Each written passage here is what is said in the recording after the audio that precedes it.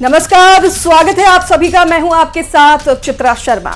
नमस्कार, मैं हूं आपके साथ पूजा सचदेवा। वक्त हो गया है 5 की आंच का और आज सबसे पहले बात होगी रामनवमी का पर्व आने को है और बंगाल में फिर से एक बार बवाल शुरू हो गया है। तो वहीं सरकार एक आदेश पर हिंदू संगठन और बीजेपी नेता सड़क पर उतर गए हैं। क्या है ये मामला, ये भी आपको बताएंगे। उधर वक्फ पर सरकार दोनों टेस्ट में जीत गई है और अब ये बनेगा एक्ट, लेकिन सड़क पर आखिर क्यों घमासान मचा है वो भी आपको बताएंगे। तो उधर वक्फ बिल के विरोध के बहाने शाहीन बाग मॉडल का शोर बढ़ता दिख रहा है। क्या है भाईजान का इरादा, इस पर भी आप चर्चा करेंगे। उधर मध्य प्रदेश में हिंदू ग्राम पर नया संग्राम शुरू हो गया है। क्या है हिंदू ग्राम का मसला, ये भी आपको बताएंगे। वहीं एक हादसा जो 2 साल पहले हुआ और आरोपी बनाए गए, लेकिन अब सबको आरोप मुक्त कर दिया है। क्यों, इस पर भी चर्चा करेंगे।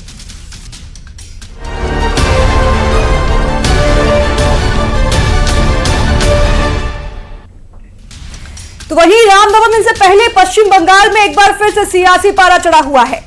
रामनवमी पर जहां बीजेपी सड़कों पर जुलूस निकालने के लिए और रामनवमी को जोर शोर से मनाने के लिए तैयारी कर रही है, तो वहीं ममता सरकार की तरफ से सख्ती की जा रही है। पुलिस ने ऐसे किसी जुलूस की इजाजत नहीं दी है और उसकी वजह से बीजेपी और टीएमसी आमने सामने है।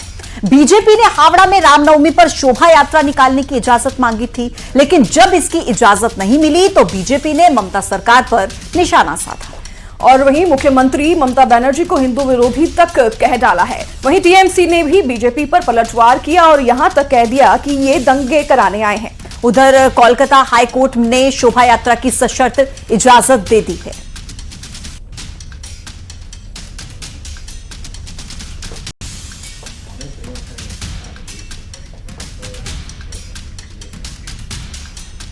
चलिए, पश्चिम बंगाल में रामनवमी के मामले पर दिल्ली में बीजेपी सांसदों ने हंगामा किया है और दिल्ली में मौजूद बंग भवन के सामने बीजेपी के सांसद इकट्ठा हो गए, जिसमें केंद्रीय मंत्री सुकान मजुमदार भी शामिल थे। उन्होंने बंगाल की ममता सरकार पर आरोप लगाया कि वो बीजेपी नेताओं को झूठे आरोप में फंसाने वाली है। दावा किया कि रामनवमी के अवसर पर पश्चिम बंगाल में करोड़ों की संख्या में शोभा यात्रा निकालेंगे। उन्होंने आरोप लगाया कि ममता बनर्जी की पुलिस झूठे आरोप लगाकर बीजेपी नेताओं को फंसाएगी। और शांतिपूर्ण डिस्कशन आप लोगों से अनुरोध किया जा रहा है कि आप अपना न्याय दो। यहाँ नहीं चल रहा।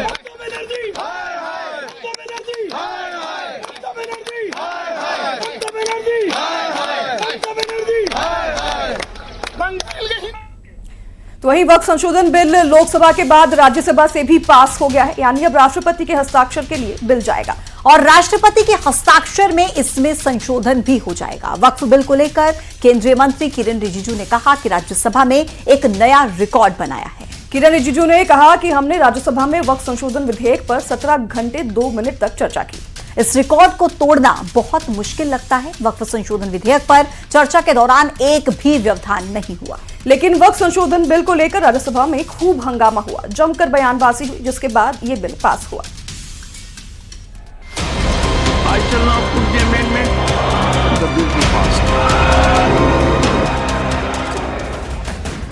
वक्फ पर लोकसभा के बाद राज्यसभा में खूब हंगामा हुआ, जमकर बयानबाजी हुई। आज मुस्लिम समाज का नेतृत्व किन लोगों के साथ जोड़ता है? इशरत जहां, याकूब मेनन, मुख्तार अंसारी, अतीक अहमद, दाऊद इब्राहिम, कौन जोड़ रहा है ये? तब से सर, जब से ये सेकुलर हो गया देश 1976 से। मुस्लिम के 1,20,000 वोट मुझे मिलते हैं। ये बोल रहे हैं मुस्लिम समाज आज का इशरत जहां और फलाना टेररिस्ट के साथ नाम जोड़ रहे हैं।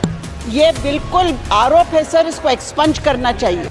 राज्यसभा में जब वक्फ पर संग्राम छिड़ा तो 26/11 याद आ गया और याद आ गए वो चेहरे जो कभी संघ के नाम पर सियासत चमकाते थे।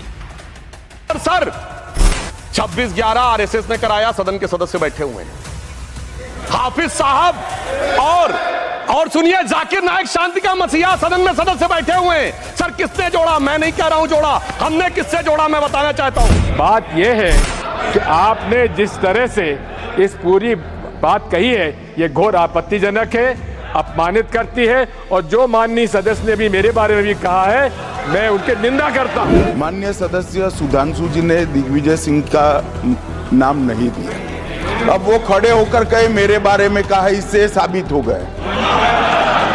और अभी भी मौका है, अभी भी मौका है। आपने नहीं कहा है कि 26/11 के हमले में आरएसएस का हाथ था, तो अभी खड़े होकर माइक चालू कराकर बुलवा दीजिए। मैं खूब हंगामा, बयानबाजी चली। इस बीच एक तस्वीर ऐसी भी बनी जब पूरा सदन ठहाके लगाते हुए दिखा। इतनी हो गई है रात, मैं कर रहा हूँ वक्त बिल पर बात। मैं दे रहा हूँ मोदी जी को साथ, मैं दे रहा हूँ मोदी जी को साथ, इसलिए कांग्रेस को मैं दिखा रहा हूँ हाथ। नरेंद्र मोदी जी है मुसलमानों के सच्चे वाली, नरेंद्र मोदी जी है मुसलमानों के सच्चे वाली। खड़गे साहब बजाओ जोरदार ताली।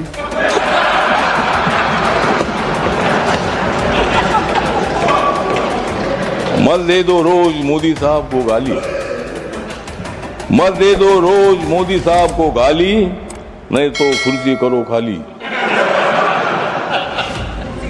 विरोधी दलों की रात हो रही है काली, विरोधी दलों की रात हो रही है काली। नड्डा साहब बजाओ तुम भी ताली।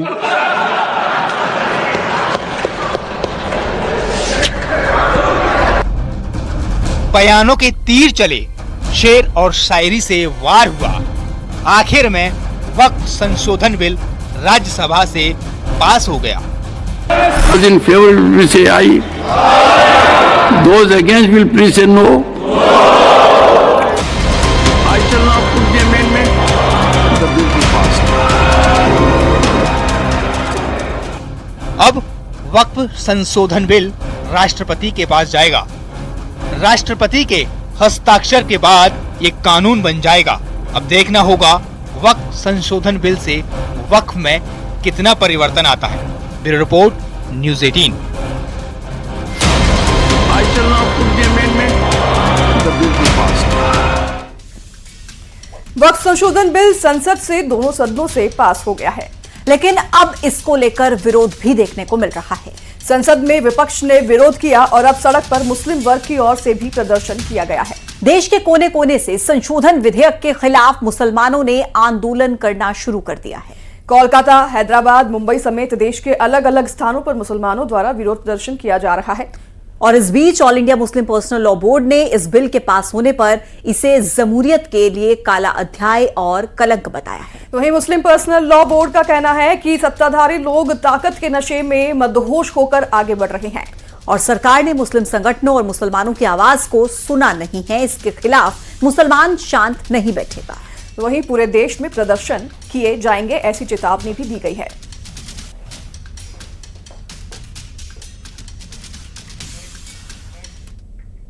चलिए आगे बढ़ते हैं। संसद में वक्फ बिल पास होने के बाद कानून व्यवस्था बनाए रखने के लिए साउथ दिल्ली के जामिया नगर और शाहीन बाग जैसे अन्य संवेदनशील इलाकों में सुरक्षा बढ़ा दी गई है। खास तौर पर जामिया मिलिया इस्लामिया में सुरक्षा कड़ी की गई है। अधिकारियों ने बताया कि दिल्ली पुलिस ने अर्धसैनिक बलों के साथ मिलकर कई संवेदनशील इलाकों में सुरक्षा व्यवस्था और पुख्ता कर दी है। पुलिस के एक वरिष्ठ अधिकारी ने यह भी बताया कि कई संवेदनशील इलाकों में कानून व्यवस्था बनाए रखने के लिए हमने नाइट पेट्रोलिंग भी बढ़ा दी है।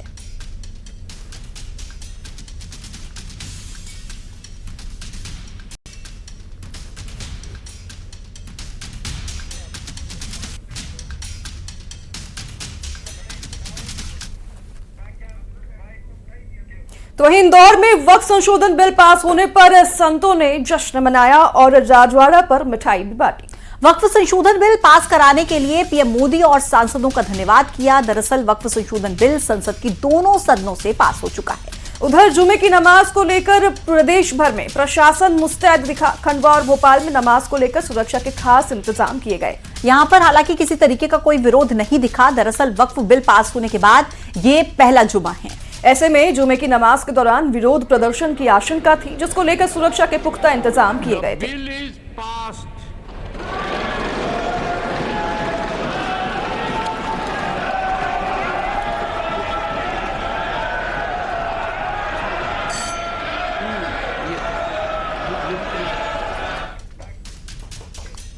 तो वहीं लोकसभा और राज्यसभा में पारित होने के बाद वक्फ संशोधन विधेयक पर सियासत अब तेज हो गई है। इस बीच कई जगहों पर जहां पर लोग खुशी जाहिर कर रहे हैं, तो वहीं दूसरी तरफ विपक्ष इस मुद्दे पर सरकार को लगातार घेरने का काम कर रहा है।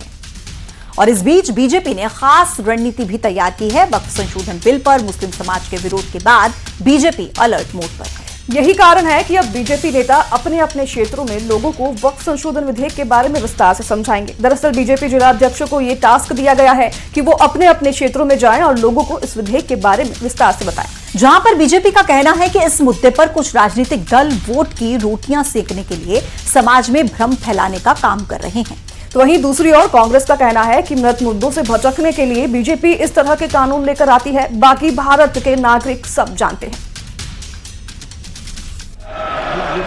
वक्फ संपत्ति पे भी मुस्लिम बंधुओं को ही अधिकार रहने वाला है और उनके माध्यम से उनके कल्याण के लिए, खासकर गरीब वर्ग के कल्याण के लिए, और ये जो अवैध कब्जे या अलग अलग प्रकार की जो घटनाएं उनसे निराकरण करते हुए वक्फ संपत्ति का न्यायोचित तरीके से निर्धन से निर्धन व्यक्ति के हित के भलाई के लिए काम होगा। जिस पर विपक्ष अपनी राजनीतिक रोटियां सेकने के लिए झूठ और भ्रम के आधार पर वोट बैंक पॉलिटिक्स का खेला खेलता है, तो उसके लिए हमारे जो कार्यकर्ता हैं ये कर्मठ हैं और ये बिल्कुल उस पूरे मुद्दे को व्यक्तिगत रूप से हर उस छोटे कस्बे, गांव, खेड़े तक पहुंचे चाहते हैं, यानी कि हम उस सच्चाई को प्रत्येक व्यक्ति तक पहुंचाने का काम करते हैं। कांग्रेस ने भ्रम फैलाया था, शर्म ही नहीं आती ऐसा बोलने में।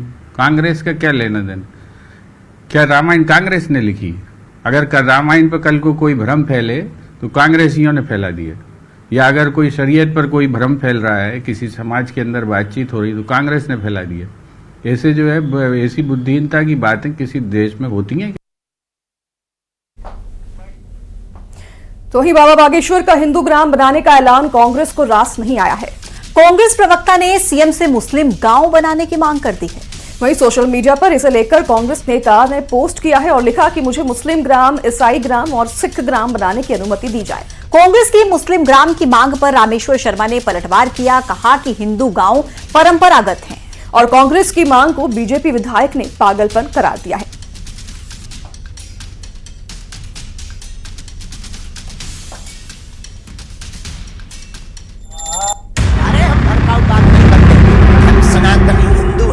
हिंदुत्व की बात करते हैं। गांव से प्रदेश, हिंदू राष्ट्र बनेगा देश। इस हिंदू ग्राम की परिकल्पना को लगभग 2 वर्ष के अंतर्गत हम सब पूर्ण करेंगे, जिसमें सदस्यता है। सदस्यता के लिए एक टीम निर्धारित कर दी है। बाबा का हिंदू ग्राम, नया संग्राम। हर एक धर्म के नाम पे गांव बना दिए जाएं, हर एक धर्म के गांव बनाने की अनुमति दे दी जाए। कांग्रेस का बार, बीजेपी का पलटवार। जो देश के साथ चलेगा हम उसके कदम धोकर पिएंगे, जो देश से गद्दारी करेगा उसके हाथ पैर तोड़ देंगे। बाबा का प्लान, क्यों सियासी घमासान। मध्य प्रदेश में एक बार फिर हिंदू राष्ट्र पर सियासत गरमा गई है। पंडित धीरेन्द्र शास्त्री के हिंदू गांव वाले प्लान पर बयानबाजी शुरू हो गई है। बागेश्वर धाम में देश के पहले हिंदू गांव की आधारशिला रखने के साथ ही अब नई मांग शुरू हो गई है। अगर संविधान अनुमति देता है तो फिर हर एक धर्म के नाम पे गांव बना दिए जाएं, हर एक धर्म के गांव बनाने की अनुमति दे दी जाए। लेकिन ये बात कहाँ? कल तक क्या बीजेपी के विधायक सो रहे थे? जब पंडित धीरेन्द्र शास्त्री जी ने हिंदू ग्राम की बात करी तो भारतीय जनता पार्टी के विधायकों को आनंद आ रहा था। ऐसे ही यही एहसास दिलाने के लिए शायद मेरा ट्वीट काफी था जब मैंने हिंदू, मुस्लिम, सिख, ईसाई ग्राम बनाने की बात कही कि अगर अनुमति मिलती है संविधान की तो बताइए, तो फिर बीजेपी के विधायकों को तकलीफ हो। कांग्रेस की मांग पर बीजेपी ने पलटवार किया है। विधायक रामेश्वर शर्मा ने कहा, हिंदू गांव परंपरागत हैं। कांग्रेस की मांग पागलपन है। देश से गद्दारी करने वालों के हाथ पैर तोड़ दिए जाएंगे। तो क्या नाम बताया वो अब्बास है, क्या है? मत घबरा, पाप मत करना, बेटियों को मत छेड़ना, देश का तिरंगा मत जलाना और सेना पर पत्थर मत फेंकना। तेरे पर कोई खतरा नहीं है, तूने ये काम किए तो ध्यान रखना तुझे बचाने वाला भी कोई नहीं है। दरअसल गुरुवार को ही पंडित धीरेन्द्र शास्त्री ने बागेश्वर धाम में देश के पहले हिंदू गांव की आधारशिला रखी थी। उन्होंने हिंदू राष्ट्र से पहले हिंदू गांव और प्रदेश बनाने का प्लान बनाया है। 2 वर्ष के अंतर्गत हम इस हिंदू ग्राम की स्थापना को कर पाएंगे, जो पूरे भारत में एक नया होगा, नवीन होगा, अद्भुत होगा कि भारत में अब हिंदू ग्राम होंगे। जब हिंदू ग्राम होंगे तो निश्चित रूप से हिंदू जिले होंगे, हिंदू जिले होंगे तो हिंदू राज्य बनेंगे, हिंदू राज्य बनेंगे तो भारत हिंदू राष्ट्र बनेगा। फिलहाल एमपी में हिंदू गांव पर नया सियासी संग्राम शुरू हो गया है। कांग्रेस और बीजेपी का वार पलटवार जारी है। Bureau report, news 18। अगली खबर इंदौर से है। यहां कोर्ट ने बावड़ी हादसे के आरोपियों को बरी कर दिया है। दोनों आरोपियों को ही कोर्ट ने बरी कर दिया है। मामले की सुनवाई के दौरान कोर्ट ने सख्त टिप्पणी भी की है। कोर्ट ने कहा कि पुलिस ने मामले की सही तरीके से जांच की। कोर्ट ने यह भी कहा कि निगम अधिकारियों को आरोपी क्यों नहीं बनाया गया। दरअसल कोर्ट की तरफ से कहा गया कि सही तरीके से इस मामले की जांच नहीं हुई है। दरअसल 30 मार्च 2023 को रामनवमी के दिन बेलेश्वर मंदिर में बावड़ी धंसने से यह हादसा हुआ था। तो वहीं आपको बता दें कि इस हादसे में 36 लोगों की मौत हो गई थी और इस मामले में पुलिस ने मंदिर ट्रस्ट से जुड़े 2 लोगों से सेवालाल गलानी और मुरली सबनानी को गिरफ्तार भी किया था। और अब इन दोनों ही आरोपियों को बरी कर दिया गया है, ये कहते हुए कि ठीक से जांच नहीं की गई। मुरली सबनानी ने कोई लापरवाही की है, उनके द्वारा घटना में उनका कोई रोल है। इस आधार पर श्रीमान नवम अपर सत्र न्यायाधीश महोदय श्री जितेंद्र सिंह जी कुशवाहा साहब द्वारा आरोपीगण को दोषमुक्त किया। नगर निगम और पुलिस के दोनों के ऊपर टिप्पणी की है और कोर्ट ने यह कहा है कि पुलिस द्वारा ढंग से विवेचना नहीं की गई और न ही जिन्हें आरोपी आया उसमें आपका 2 लोगों को बरी कर दिया गया।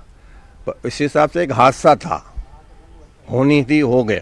दुखद है, बिल्कुल दुखद है, नहीं होना चाहिए था। ये दुखद हादसा था, बहुत दुखद। मेरी मिसेज जो है यहाँ बरसों से आती थी, मंदिर में दर्शन करती थी और वो भी हवन बैठी थी। हवन करके वो बाउंड्री तक, बगीचे की बाउंड्री तक पहुंची और हादसा हुआ। तो मेरी मिसेज भी चली जाती अंदर। और बहुत।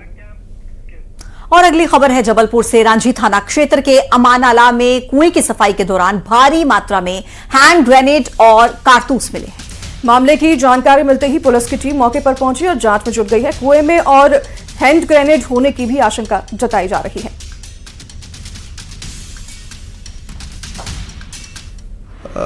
थाना रांझी अंतर्गत भगत सिंह वार्ड आमानाला में एक कुएं की सफाई नगर निगम प्रशासन और संबंधित पार्षद जी के द्वारा करवाया जा रहा था।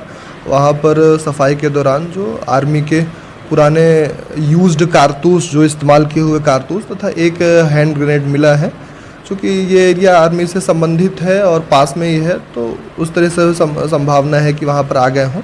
अन्यथा ये जो कबाड़ी वगैरह घूमते रहते हैं या फिर अन्य बच्चे वगैरह घूमते रहते हैं, उनके द्वारा भी उनको उठा के वहाँ पर फेंका गया हो। ये काफ़ी समय पुराना है और कोई भी जो आर्म्स एमुनेशन है वो एक्टिव नहीं है, यूज्ड किया हुआ उनके खोखे हैं। 19 की उम्र में 6 राज्यों में धमक और 100 से ज्यादा चोरी की वारदातों को अंजाम देने वाली एक युवती थाने पहुंच गई। युवती ने थाना अध्यक्ष से कहा कि साहब मुझे सजा दे दीजिए, मैंने अब सब कुछ छोड़ दिया है। युवती ने बताया कि वह जब 8 साल की थी तभी से देश के अलग अलग राज्यों में जाकर चोरी कर रही है। मध्य प्रदेश, गुजरात, दिल्ली, महाराष्ट्र, पंजाब, यूपी पुलिस को युवती की तलाश थी। आइए दिखाते हैं युवती ने अपराध की दुनिया को क्यों छोड़ा। 19 की उम्र, 6 राज्यों में धमक। 8 साल की उम्र से शुरू की चोरी।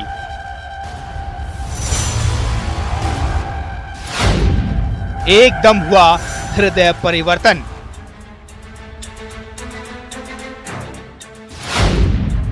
थाने पहुंचकर बोली युवती, साहब मुझे सजा दे दीजिए। मध्य प्रदेश में राजगढ़ जिले के 3 गांव कड़िया सांसी, हुलखेड़ी और गुलखेड़ी का नाम शायद इस देश के हर राज्य की पुलिस के जहन में हो। ये तीनों गांव पूरे देश में लूट और डकैती की ट्रेनिंग देने के कारण सुर्खियों में रहते हैं। आए दिन देश के कई राज्यों की पुलिस को कई मामलों में यहाँ के आरोपियों की तलाश रहती है, लेकिन अब इन गांवों की तस्वीर बदलती नजर आ रही है। इसका ताजा उदाहरण है एक ऐसी लड़की जो महज 6 साल की उम्र से देश के अलग अलग राज्यों में जाकर चोरी कर रही थी। उसके दबदबे का अंदाजा इसी बात से लगा सकते हैं कि 6 राज्यों में 100 से ज्यादा चोरियां कर चुकी है। सुनिए क्या कहना है इस युवती का। थाने पे इसलिए आई, मुझे चोरी नहीं करना, चोरी छोड़ना चाहती हूँ। एसबी सर के और पूरा थाने वालों की मीटिंग हुई थी कड़िया गुलखेड़ी में, तो उन लोगों ने समझाया था कि जो हम पे रोजगार बनेगा वो आप लोगों को दिलवाएंगे, आप लोगों का काम छोड़ दो। मैं सबको कहना चाहती हूँ, गाँव वालों को, जितने भी लोग चोरी चकारी कर रहे हैं, छोड़ दो, एसबी सर की बात मान लो। लेकिन चोरी डकैती की दुनिया में अपनी धाक जमा चुकी इस युवती का हृदय परिवर्तन कैसे हुआ, आपने फिल्मों में देखा होगा। एक पुलिस अधिकारी किसी गांव में जाता है और लोगों को अपराध छोड़ने की नसीहत देता है। कुछ ऐसा ही राजगढ़ के एसपी आदित्य मिश्रा ने किया है। हालांकि उनका तरीका थोड़ा अलग था। उन्होंने हनुमान जी और रावण का उदाहरण देते हुए लोगों को समझाने की कोशिश की। हनुमान जी भी पुलिस की तरह ही थे, वो गए थे रावण को समझाने के लिए कि आपने गलती कर दी है, गलती स्वीकार करो और प्लीज सीता मैया को राम जी के पास वापस भेज दो। पर रावण तो रावण था, सबने समझाने का प्रयास किया पर वो नहीं माना, तो लंका जल गई। तो इसलिए मेरा आपसे अनुरोध है कि आज फिर प्रशासन के हनुमान के रूप में मैं आपके पास आया हूं। मैं आपसे अनुरोध कर रहा हूं कि कृपया करके सही चीजों में आप आगे बढ़े। आप अगर 2 कदम चलेंगे, मैं 20 कदम चलने के लिए तैयार हूं। एसपी की इस बात का असर है कि हाल ही में 25 लोग अपराध की दुनिया छोड़कर मुख्य धारा में शामिल हो चुके हैं और अब ये युवती भी अपनी नई जिंदगी के सपने बुन रही है। Bureau report, news 18। और इसी बीच दिल्ली से इस वक्त की बड़ी खबर सामने आ रही है। वक्फ बिल का मामला अब सुप्रीम कोर्ट पहुंच चुका है। दरअसल असदुद्दीन ओवैसी ने वक्फ बिल के खिलाफ याचिका लगा दी है। कांग्रेस नेता मोहम्मद जावेद ने ये याचिका दायर की है। वहीं वक्फ बिल के खिलाफ सुप्रीम कोर्ट में याचिका दायर हो गई है। बड़ी खबर दिल्ली से आपको इस वक्त की बता रहे हैं। सुप्रीम कोर्ट पहुंच गया है अब वक्फ बिल का मामला, और ये याचिका सुप्रीम कोर्ट में दायर की गई है। ओवैसी ने वक्फ बिल के खिलाफ याचिका लगाई और कांग्रेस नेता मोहम्मद जावेद ने याचिका दायर की है। तो देखिए, पहले ही कांग्रेस की तरफ से यह कहा जा रहा था, और इसी खबर पर ज्यादा जानकारी के साथ हमारे संवाददाता शंकर आनंद इस वक्त हमारे साथ कनेक्ट है। शंकर, पहले ही कांग्रेस कह रही थी कि हम जाएंगे सुप्रीम कोर्ट में, और अब ओवैसी ने याचिका भी लगा दी है। क्या है इस याचिका में, डिटेल्स में बताइए। देखिए, फिलहाल सुप्रीम कोर्ट में 2 याचिका दायर की गई है। 2 याचिका, जो पहली याचिका है वो कांग्रेस सांसद जावेद के द्वारा है, मोहम्मद जावेद के द्वारा एक पहली याचिका दायर की गई है, और इसी मामले पर एक दूसरी याचिका दायर हुई है। दूसरी याचिका जो है वो सांसद असदुद्दीन ओवैसी के द्वारा दायर किया गया है।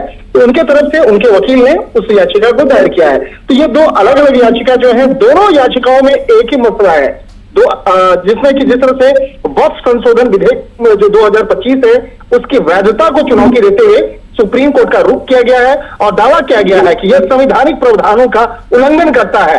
और जिस तरह से इस मामले में जो सांसद असदुद्दीन ओवैसी, उन्होंने भी इस बिल के खिलाफ याचिका दायर की गई है। कुल मिलाकर अब ये मामला पहुंच चुका है सर्वोच्च न्यायालय में, जैसा कि पहले ही कांग्रेस की तरफ से कहा जा रहा था। इस बीच 2 याचिकाएं सुप्रीम कोर्ट में दाखिल कर दी गई हैं, एक असदुद्दीन ओवैसी की तरफ से, दूसरी कांग्रेस की तरफ से। तो इसी के साथ आज हमारे साथ 5 की आंच में बस इतना ही। आप बने रहिए हमारे साथ देश और दुनिया की खबरों के लिए। नमस्कार।